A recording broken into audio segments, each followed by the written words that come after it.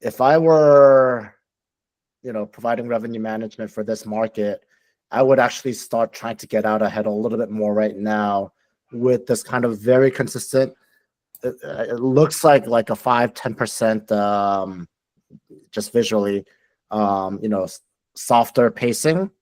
And so that would bring a little bit of concern for me, especially during the peak season right now.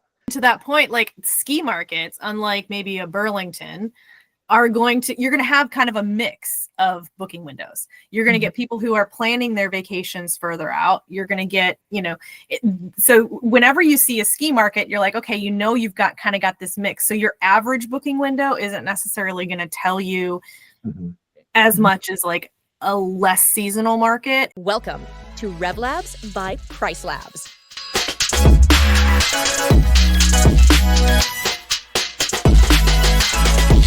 Sarah and John, thank you so much for joining us again today for another episode of Revenue Radar by RevLabs. We usually start by taking a look at sort of the entire health of the U.S. and then drilling it down into a specific state and then going into markets within that state. Today, we are actually exploring Vermont, which is super exciting. Any connections to Vermont, y'all?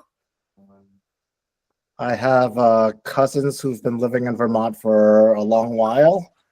And then after Christmas, but before New Year, my family and 4 other families are going to go skiing at Stowe. So that is my connection to Vermont. I like syrup. It's not revenue management based connection, but it is a connection. Oh, I love it. So are you staying at a short-term rental when you're up in Stowe? I am, and we had such a hard time finding one that could accommodate a large, multiple families, but we did find one, so we're excited. That's awesome. That's awesome. My family used to have a house up in Vermont, and we would always spend Thanksgiving. So this time of year, I'm always thinking about Vermont Thanksgiving time. So really, really great that we're doing this episode today. So let's take a look at what's going on in the U.S. before we actually drill down into Vermont. So we've looked at these charts. I think this will be like our 3rd time now. Obviously, nothing major has changed. We're seeing a pretty stable amount of active listings growing, but more steadily than in the past couple of years. Looking at RevPAR. So again, everybody, I'm taking a look at the STR index from PriceLabs. This is a free tool for everybody to access from our webpage, hello.pricelabs.co. You can find it by going down into the resources, and it's the first option under our free tools. So looking at this RevPAR chart, something that is interesting to me is September, we saw a little bit of a dip in RevPAR pretty consistently over the past few months. We've been outpacing RevPAR from 2023 and the years in the past as well. And it seems like September is kind of the first month where we're almost in line. We're a little bit below 2022. We're still slightly ahead of 2023. And then, but we're actually, looks like we recovered that in October, where RevPAR is a little bit up. Any ideas why we might be seeing a bit of a dip in September this year? I don't have an explanation, but I have seen something similar across multiple markets this year. And initially I thought like, oh, maybe I missed the booking window and whatnot. But, after the fact, multiple markets, I've seen it slow down and then recover in October. Mm-hmm. And then just to kind of riff on this, November is, again, it's not in this data set, but November, we're seeing similar to October, like kind of catching up and not being strong. Mm-hmm. But December, we're actually seeing a slowdown right now. And again, this is just from our small portion of the portfolio out there. So the way I look at it is this year has been volatile. There have been strong times and weak times and like back and forth, up and down.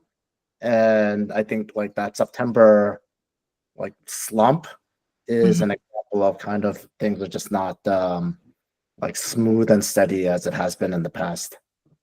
Sarah? Yeah, I would reiterate that, and I would also say that, I think for obviously different markets are driving different things, but super seasonal markets, at least the super seasonal markets that I'm in and that I'm seeing, those you think where there's event-based things, higher demand things, those continue to be relatively stable. But you are starting to see kind of that. We saw the same thing in September, to your point, John.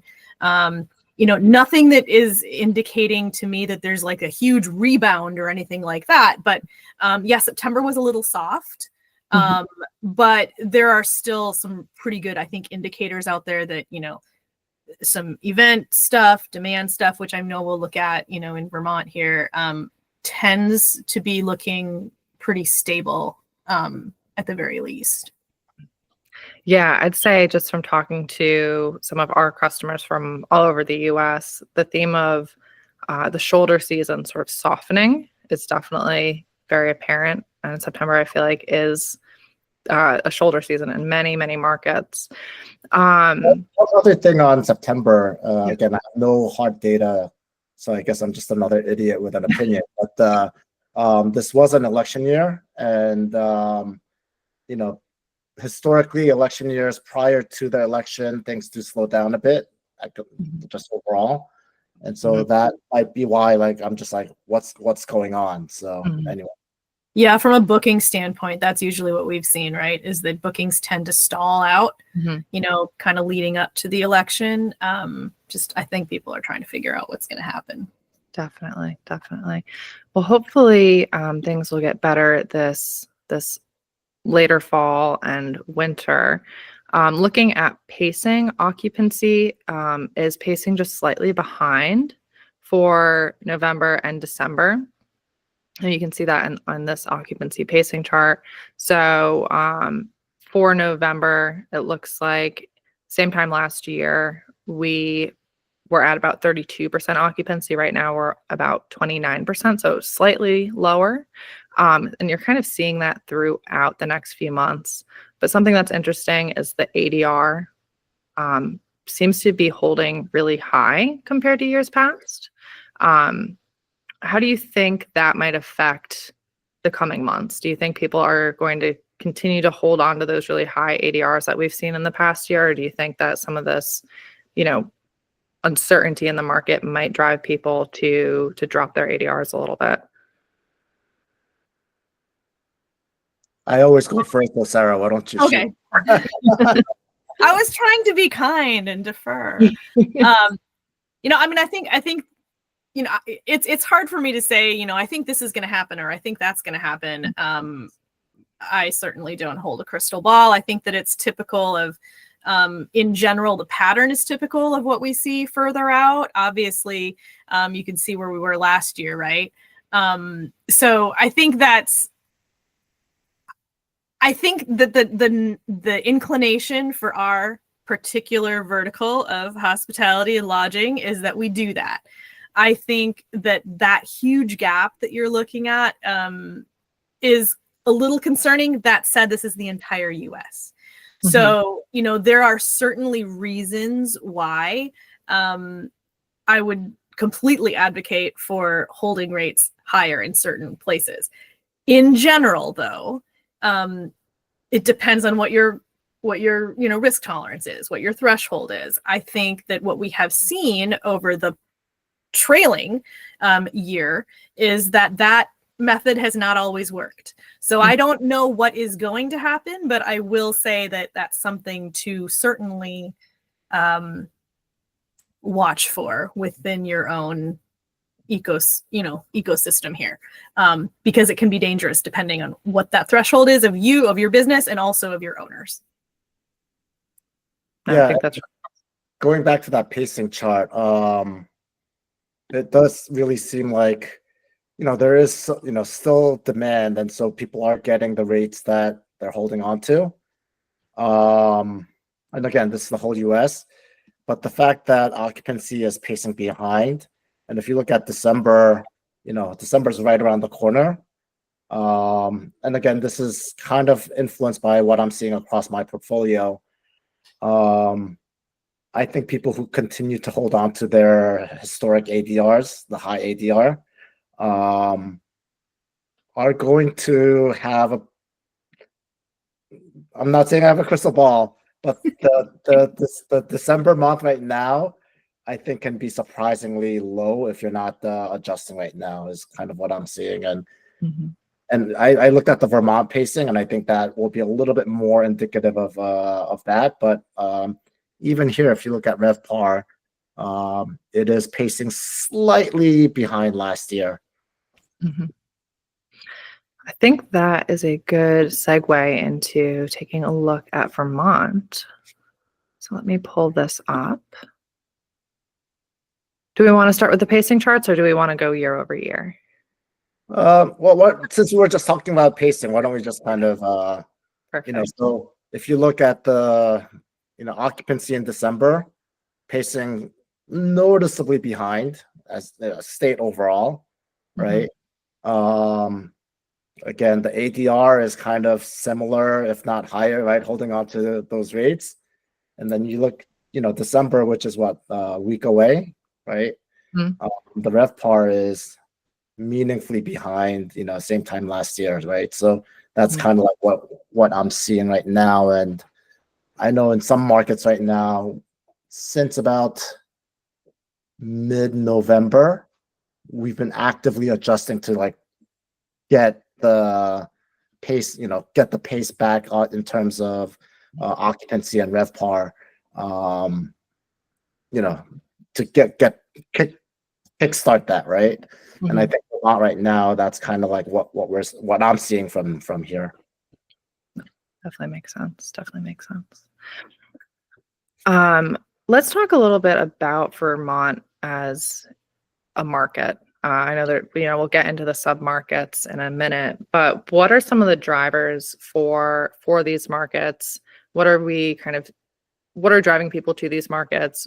What are we seeing driving some of the trends sort of year over year and ongoing?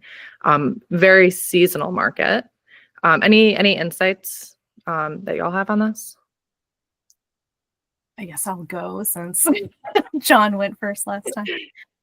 No, I mean, I think, the Burlington market is really interesting. So I live in Charlottesville, Virginia, and Burlington is often compared to Charlottesville. It's very similar. It's a university town. It's got a lot of the same kinds of draws to it, which is interesting.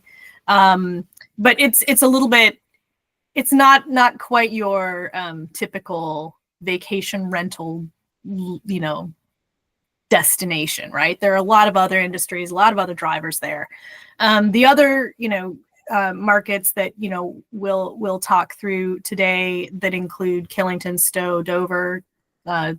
John is doing his part to contribute to Stowe. We appreciate that. Kind of, you've got more of that winter ski, very seasonal kind of thing. One thing I noticed really interestingly about, and again, we're not super into the submarket at this point, but like the difference between like the Burlington versus the ski is the difference in the seasonality. I mean, Burlington's pretty steady, right? The other ones are definitely more seasonal. When we look at these Vermont views here, obviously you've got different things driving those. And then, I mean, Vermont's a small state, but there are different things that are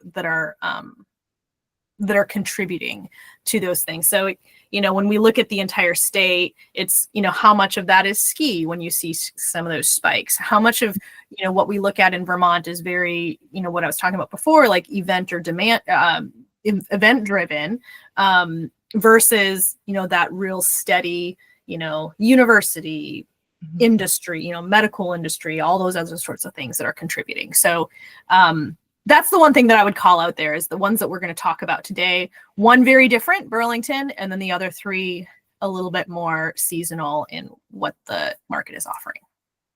The other thing that's interesting about Vermont overall is contrary to many of the markets that, we discuss and the industry discusses, exploding supply is not a problem. It's fairly steady. I think Burlington is kind of like it's stable at around 500. and then those other ski towns are somewhere around 1,000 units.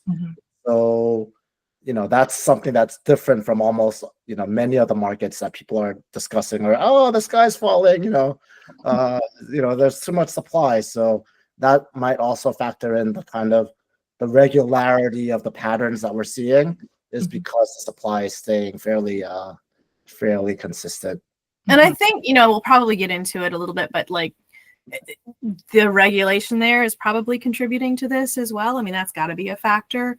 So it was interesting to me that there was still kind of, I think it was Burlington that had that really restrictive measure passed recently, but the supply was still kind of steadily growing. I mean, you're seeing the slippage in occupancy. So, I mean, you got to at least think that could be a contributing factor without saying anything definitively. But I mean, that was one of the things that I noticed with Burlington in particular, was they have those strong regulations, and we've actually seen kind of, down occupancy, which we're kind of seeing across the board, but kind of flat to down rate, depending on the time you're looking. And, that's the kind of thing that I think, obviously revenue managers have to be looking at all the time is, how do those regulations and restrictions play into this potentially, I just want to give a quick shout out to my friend Julie Marks, who's the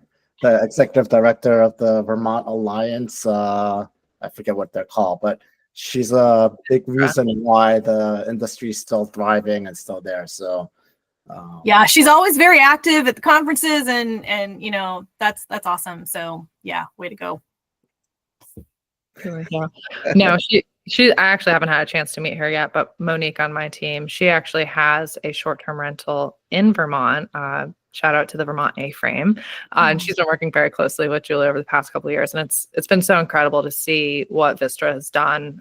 I know here in South Carolina, we're trying to create like a short-term rental organization, and we're actually modeling it and taking advice from Julie. So just again, sort of recapping this market. Generally, Vermont is a very seasonal market, and you can see that here in sort of these occupancy trends. You kind of have this mud season that happens sort of after the ski season, and not a lot of people are really traveling to this area. Then we do see peaks during the summer. Vermont is absolutely beautiful in the summer. If you haven't been, you definitely should. And then they have a little bit of a revival in October for the sort of the fall season. Typically there's really beautiful leaves out there, and people actually travel to see the beautiful leaves and the beautiful fall colors. And then, December kind of is a little bit slower. November's a little bit slower. And then we really start to pick up February, March, generally being the peak for the ski season in this area. Some seasons are, stronger in March than in February. And I think really that has to do with the snowfall. This is definitely a very snowfall dependent market. Taking a look at one good thing on that, over the coming years, with the shift in climate right now, the whole Northeast right now, the ski season is getting compressed. So hopefully, that's something to keep an eye out for, but hopefully that doesn't have a bigger impact. We should have this conversation next year and see what's happening. Yeah. But yeah. Yeah. I looked up, I don't know, if the Weather Channel or AccuWeather has a crystal ball. If they do, I would love for them to lend it to us for our next episode. But they were saying that this year is supposed to have more snow than last year. Snow is supposed to be a little bit more varied, though. There might be some warming trends sort of in the middle of winter, which could definitely impact some of these areas. But there should be more snow later on in the season, which I feel like that's just happening more and more, where it's sort of almost getting pushed out. Let's take a look at some of these markets, though. I feel like we've been talking about them. We might as well hop on in. So for those of you who are following along, I'm now hopping into our market dashboards tools. Now, this is a paid tool where you can actually look at any location anywhere in the world and get insights about the market that you choose. These aren't necessarily defined markets by region, although we will be releasing some of those soon. In market dashboards, you put in an address and then we'll pull in a number of listings within a radius that you define. So this first market that we're going to look at, this is our more urban market. This is Burlington. So as Sarah mentioned, it's a college town. There's industry there. It's absolutely beautiful, but there aren't really a ton of vacation rentals here. It looks like we currently have about 700 active listings in the market. If we look historically, it kind of bounces around 500 to, I guess, 700. Pretty stable market, a lot of regulation here. I think some of that's even just come within this past year. And then location-wise, it's sort of in northern Vermont, pretty close to the Canadian border and right up against Lake Champlain. So zooming in here, you can kind of see where most of these rentals are on the map. So what do we want to talk about in Burlington first? Well, one of the things that I want to, that's interesting, again, very different from the other markets. The occupancy, and it's not in what you're showing right now, but the occupancy in the wintertime hovers around like 50%.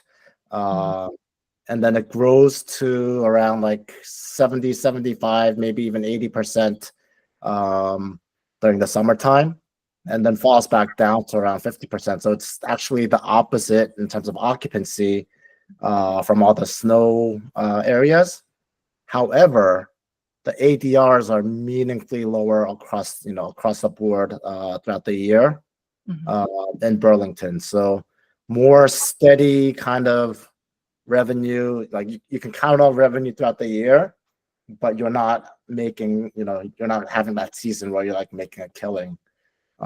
So, good, nice, steady revenue generation potential in Burlington, especially the limited supply, like you mentioned, Becca.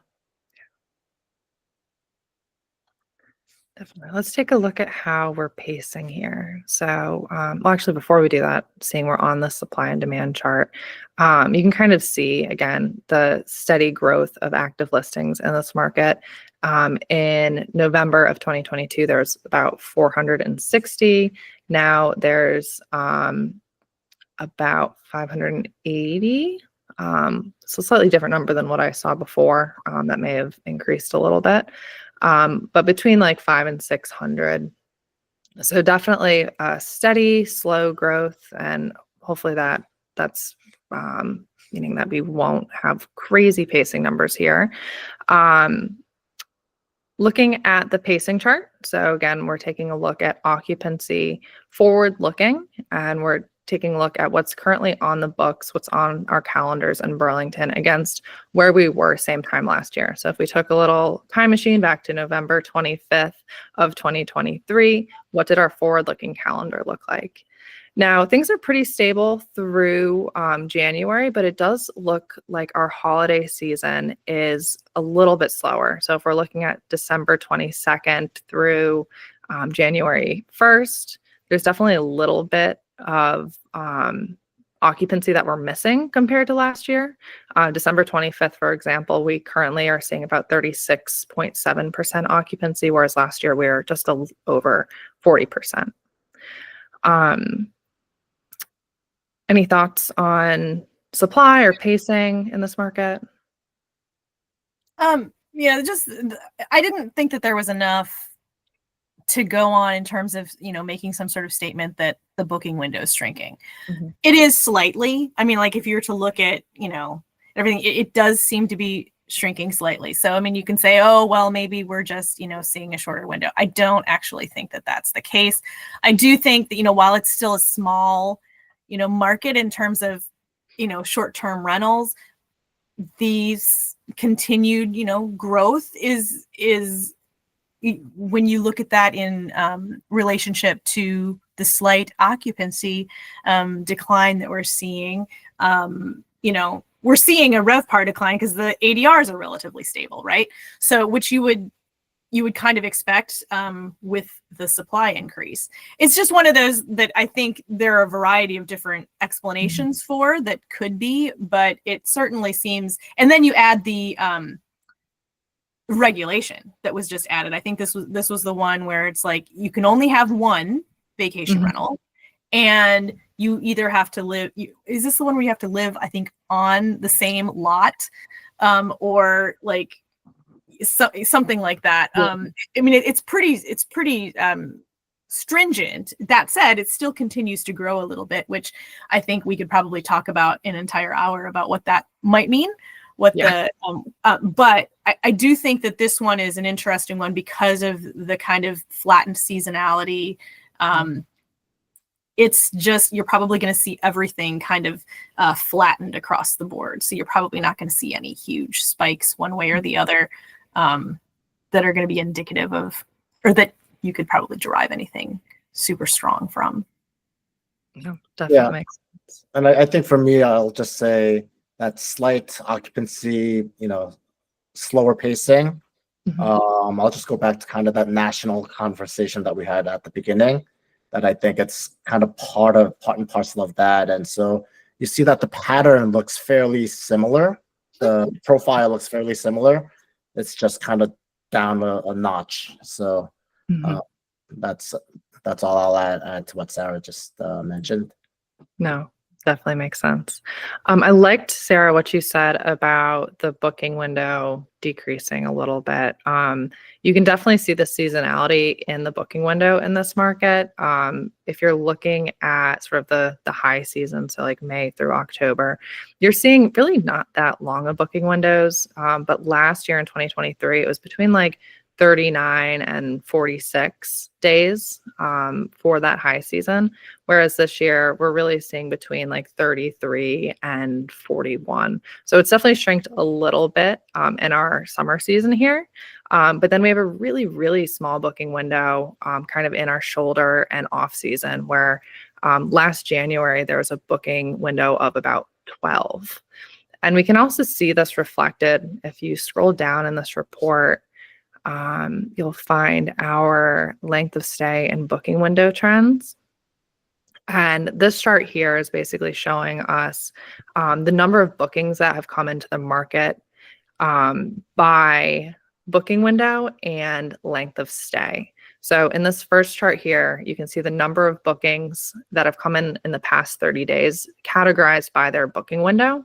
And 2 to 6 days in advance is by far the kind of like the highest. Let me change this to booking so it's a little bit less confusing.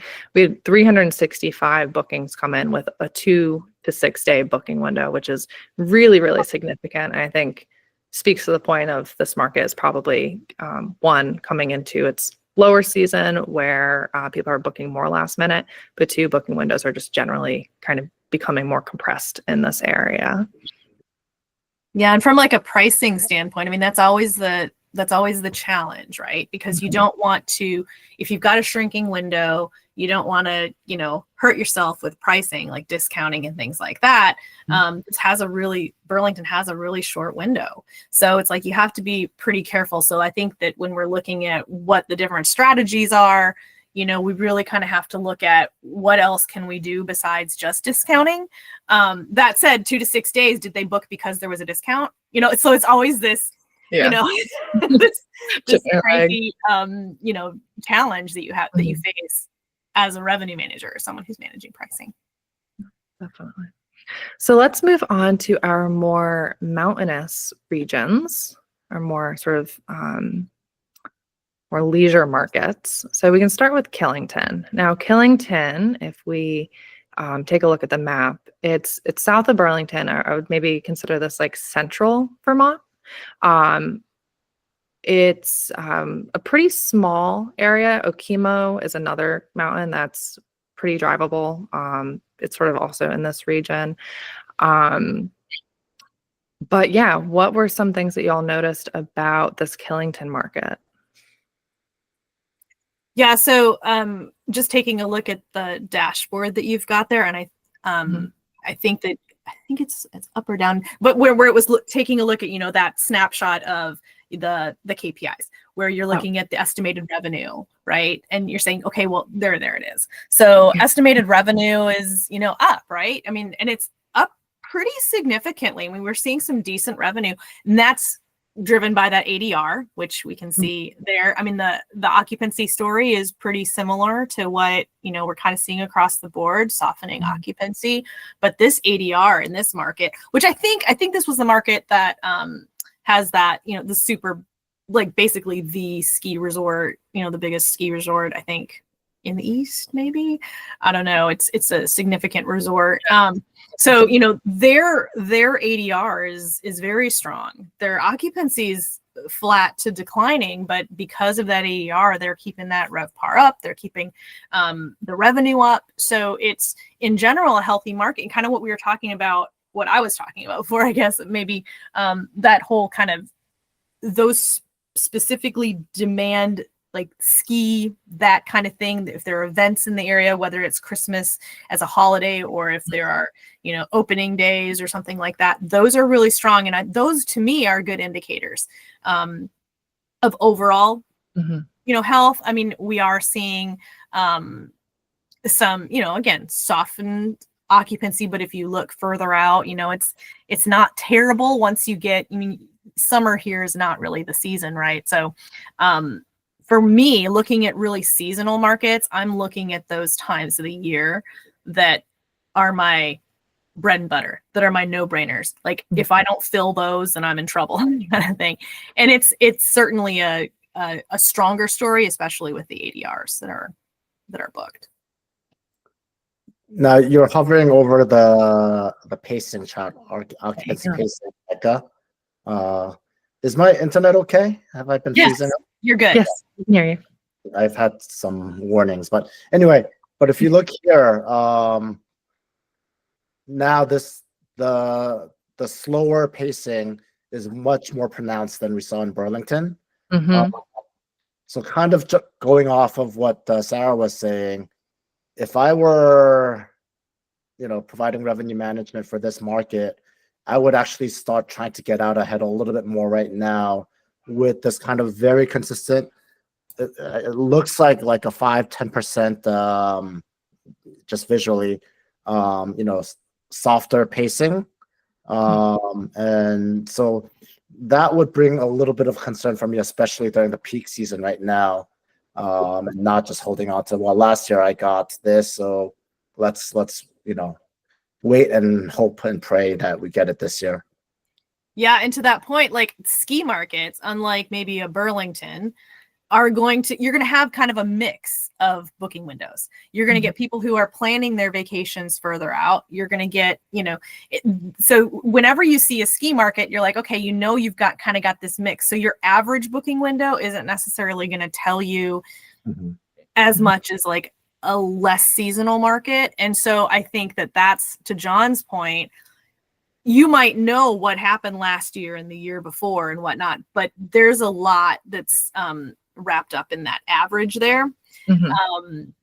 And so, yeah, I mean, it's a gamble all the time, but you don't want to lose. You can't afford to lose. It might definitely be time to John's point, to be looking to maybe make some adjustments potentially.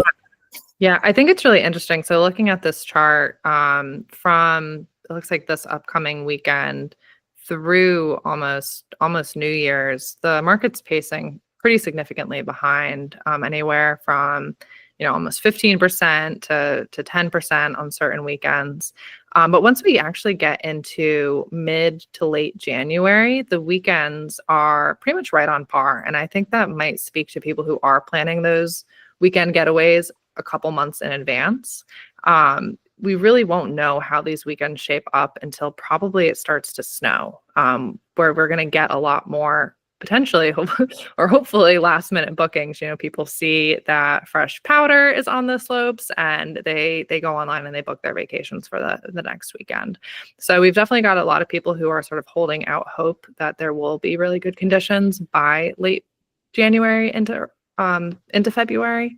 But right now, sort of December is normally a slower season, and it's really, really pacing behind. So one thing for February, especially because when we looked at the trend before, the peak was always February, historically. Mhm. And so it goes to your point, Becca, that people are anticipating that and planning ahead. With that said, looking at this pacing chart, what it's at around like 40% occupancy right now in the February time period. Seeing that, I personally would test increasing the rates right now and holding out a little bit longer to make up for any softness in the December, January. But again, that's like a nuanced decision that I would make and I would test. I'm not saying go out and do that, but that's it. It somewhat indicates that to me. Yeah, So, no, I totally agree with that. Totally, because I mean, again, we're not saying raise your rates. We're very clear. Neither John nor I are saying raise your rates. But if you were going to test it, if all of the the situation warranted, clearly in the shorter term, we have not gotten that longer window. Now it's all last minute, right? So further out, that means that segment that's booking, that's planning, to John's point, is still planning. So we're pacing with that. So that's where you might have a little bit more movement. Closer in, you might now be looking at some shorter term strategies, right? You might want to be looking at some merchandising on some of your OTAs. You might want to be looking at kind of some last minute deals, promotions, kind of thing like that. But further out, where we are actually pacing okay, yeah, to John's point, that's where you would want to experiment. Thank you. Experiment, not raise. Yeah. It's all right. I knew what you meant. Cool. So let's hop over to Dover. Now, Dover is in southern Vermont. We've got Mount Snow in this market. Also, just generally, a lot more of the vacation rentals in Vermont tend to be in the southern half. So it's a little bit more popular of a market, spread out sort of sparsely, but I think that's just the rural nature of the Green Mountain State. Anything that stood out to you about this market that we should take a look at? Again, I mean, very seasonal, very, I think, similar to kind of what we were seeing in Okemo, or not Okemo, the Killington.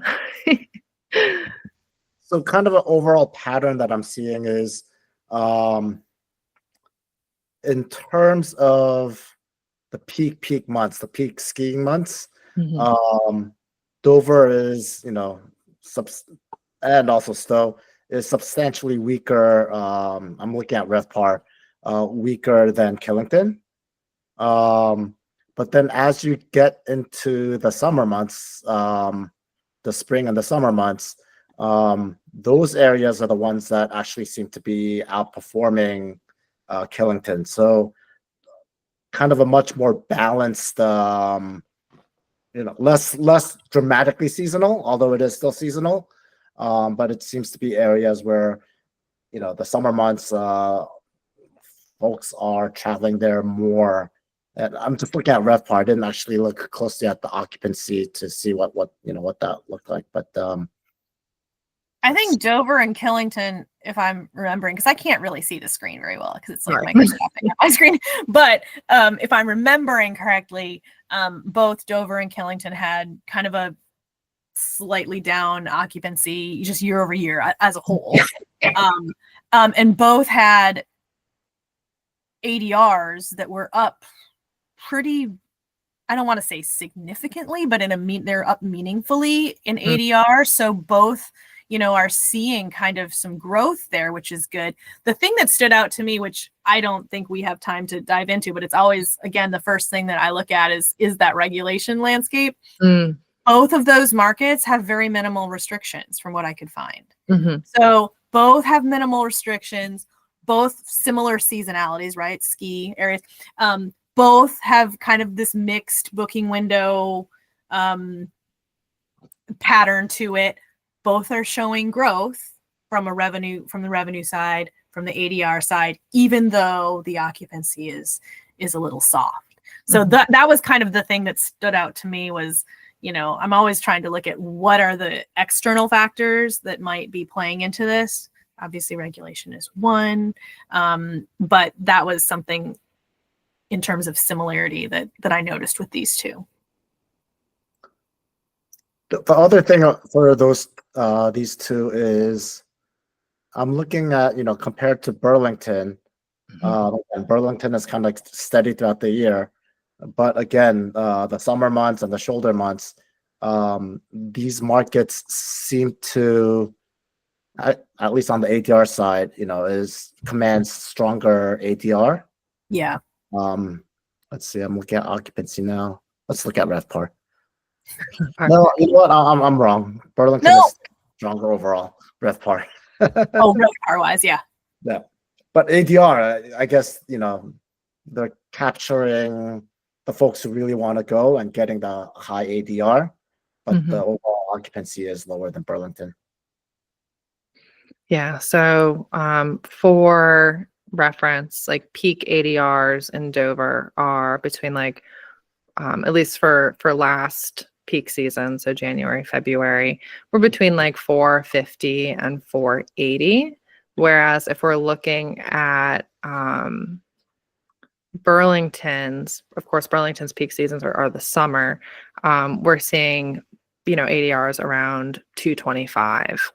So definitely, I don't want to say a less expensive market, but the ADRs are definitely not as volatile as we're seeing in these ski markets. Yep. Now going down to everything in the market is more volatile, right? Like the drivers, everything. So in Burlington, like we said, it's more steady. Yeah. So you're probably going to see that result. Sarah, I know these are different, sub-markets, but do you think that the regulation in Burlington, especially, during the non-peak season, is contributing towards, kind of the pickup in these areas, because, there are more options now, similar to how Jersey City exploded once New York City, closed down short-term rentals, right? Yeah. I think that's still left to be seen. I mean, I think that the things that are driving people to these areas are a little bit different. Like the Burlington area is different than the other three that we're looking at. And I think that kind of thing becomes a little bit more clear over a little bit more time. But I mean, there's certainly the opportunity there. I mean, that would be the thing from a messaging, from marketing messaging standpoint and things like that. There's certainly opportunity. And again, Burlington is a smaller market. So, it's really hard to know if something small like that can drive, something larger elsewhere, but certainly something to look at. It'd be interesting to look at, and we're obviously not going to have time for it today, but it'd be interesting to look at some markets that are maybe, well, Stowe is probably actually our closest market to Burlington. So this might be a good time to switch over and look at Stowe. Because if we're looking at Killington or if we're looking at Dover, those aren't really, it's not really, you're not able to really even do a day trip into Burlington if you're staying at those locations because they're so far. It's doable, but it's not fun. Stowe, on the other hand, is by far the closest of the three ski markets that we're looking at. So of the three, I'd say that one probably have the most potential for being kind of like a replacement market if you're looking for short-term rentals, but I'm sure there's plenty in between as well if you're looking for both the city and the mountain experience. So actually, Becca, that's a good point. Good thing to dig into. So I'm looking at the RevPAR comparison in 2024, and June. Stowe was slightly behind Burlington, but then July, August had stronger RevPAR overall than Burlington, equivalent in September, and then beat it out in October. So again, it's not a 1-to-1, but Stowe definitely seems to be the stronger off-season market, even compared to Burlington. Yeah, the thing I noticed about Stowe, and again, I'm talking kind of high level here, but Stowe is another one that just introduced more regulation that's supposed to be taking effect in May. So what's interesting though is that I think the supply in Stowe is relatively high end. Like it's more of a high end luxury market. So I think if anything, most high end homes are managed by property managers, but for the ones that aren't, it's probably a good opportunity for professional property managers in that area to kind of capture some share in terms of managing because of the restrictions that are kind of coming into place there. This was the one I think where you have to have somebody within 45 minutes, like an actual person that can get to the property within 40. So I mean, like that's a real opportunity there. I mean, that's the kind of thing that I'm always trying to like think about, like what could that mean? And I think that could actually be an opportunity. I think, it's compared to the other, two ski areas, the Killington, the Dover, their ADR is actually down a bit year over year. Their occupancy is down. As a result, revenue's likely down. So, I don't, nothing is drastic, but this also has, from what I think I saw, like kind of a shortening booking window as well. So I think there is definitely some opportunity, particularly in this market for property managers, perhaps. So just one very specific data point. The house that we rented going to Stowe, it's one data point. We actually think it's an owner and they mispriced the house. And so my wife put in the inquiry. They're like, oh, we have to check. And then like after like 4 days, I think they kind of just like caved and said, okay, you could have it for the rate that we had it advertised for.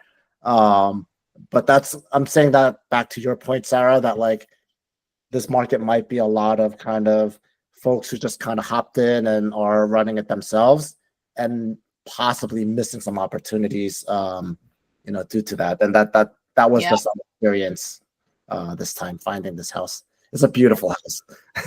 There are a lot of beautiful homes in Stowe. I feel like coming from this industry and then being able to find homes that are like priced flat throughout the year and renting them is like one of my favorite things to do. But and doing revenue management, like you can look at the calendar and you can like just see like, are they sophisticated? Are they not? What are they doing? So. And I think we're probably running out of time, but I do think Stowe is one of those markets that is a little bit different than the other two ski markets that we looked at Killington and Dover, just because I think the visitor, the guest might be a little bit different. But maybe that's something for another day. I don't know. Yeah. Pacing wise, very similar story. December is not as behind as we saw in Killington, but the next, when we get into January, February, almost pacing ahead some weekends. Active listings are up, but again, it's a pretty stable market. We had about 800 November of 2022. We're at only 989, so just under 1,000. So really not huge growth. But yeah, great markets all around. Any final thoughts on any of these three markets? Any advice for our revenue management friends that might be operating in Vermont? I'm going to sound like a broken record, but I would be concerned about December right now. Every market seems to be pacing behind, and I'm not saying slash rates, but like don't just sit and wait and hope that what happened last year is going to happen, because we're seeing clearly that that's not, all the markets are behind. And so take some proactive, whether it's marketing, whether it is price adjustment, whatever it may be, but definitely take, the rest of December and like be proactive and don't just wait for things to happen. Otherwise it looks like it could be a, substantially slower December than historic. Yeah, I would agree. I would also say on a really high level, continue if you're seeing that demand in the times where you're expecting demand. Optimizing obviously your peak rates, trying to, extend some length of stay where you can instead of potentially, discounting. If you're seeing a shrinking window, instead of discounting maybe like the weekend, if that's the time, maybe you discount shoulder if you really are looking for a discount.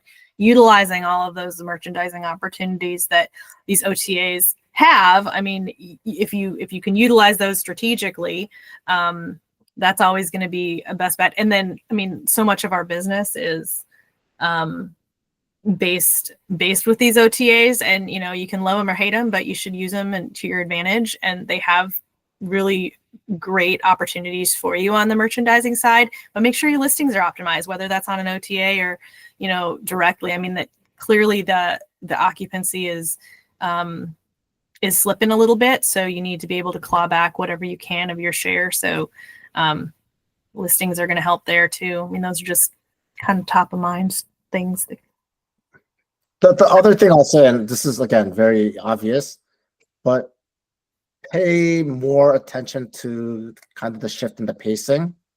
Then oftentimes like we're not like actively looking at pacing like every week. It's usually kind of every 2 weeks or so when things are stable. But right now I would be more focused on looking at pacing to see, do I need to make more strategic adjustments than I typically would.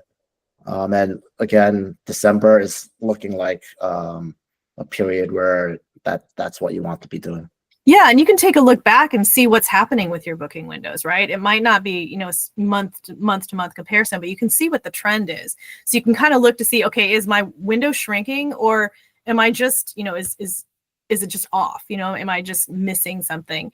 And to John's point, like December's here. So, it's now last minute. Now there's some markets that have real short windows, and you can continue to expect some pickup, but for the most part, like this is last minute for many markets now. Yep, exactly. Very cool. Well, thank you all so much. Again, we've got Sarah Franzen with RevZen, along with John on with Tech Tape. A big thanks to Saurabh, our producer. And again, my name is Becca Madigan with PriceLabs. We look forward to spending another hour with y'all in the upcoming weeks. I think our next episode will be released in about 5 weeks. So please do tune in. If you have any questions, don't hesitate to reach out to us at support@pricelabs.co. We'd love to hear feedback, questions, and how we can make the podcast better. Thanks y'all so much. Have a great rest of your day and a happy Thanksgiving. Thank you guys. Bye.